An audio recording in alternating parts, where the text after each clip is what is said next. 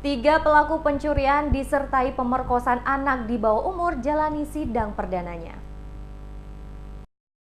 Tiga orang tersangka pelaku pencurian dan pemerkosaan terhadap anak di bawah umur menjalani sidang di Pengadilan Negeri Ambon Rabu 28 September. Peristiwa tersebut terjadi di Kompleks Pinang Putih, Kelurahan Pandan Kasturi, Desa Batu Merah, Kecamatan Sirimau, Kota Ambon. Ketiga tersangka masing-masing Muhammad Marjan Pelupesi alias Ojan, Abu Salim Retop alias Agus, serta Mustaqim Lusi alias Takim. Sidang dengan agenda mendengarkan keterangan saksi dipimpin Matius sebagai hakim ketua, serta hakim anggota masing-masing Esau Setou dan Philip Pangalila. Dalam aksi pencurian, ketiga tersangka memiliki peran masing-masing. Marjan dan Mustaqim bertugas untuk mengambil barang, sedangkan Abu Salim bertugas berjaga-jaga dan memantau situasi di sekitar rumah. Yohanes Palembang, warga Pinang Putih, Kecamatan Sirimau yang dihadirkan sebagai saksi korban, menuturkan kejadian pencurian disertai aksi bejat terhadap M yang masih berusia 7 tahun terjadi pada tanggal 19 Mei 2017 sekitar pukul 03.00 waktu Indonesia Timur. Aksi pencurian itu diketahui melalui rekaman CCTV yang dipasang di rumah milik korban. Tersangka Marjan dan Mustaqim terlebih dahulu merusak jendela dan masuk ke dalam rumah mengambil sejumlah barang. Barang-barang yang diambil para pelaku antara lain 6 buah handphone berbagai merek, cincin emas seberat 2 gram, uang tunai sebanyak 3 juta serta sejumlah barang lainnya.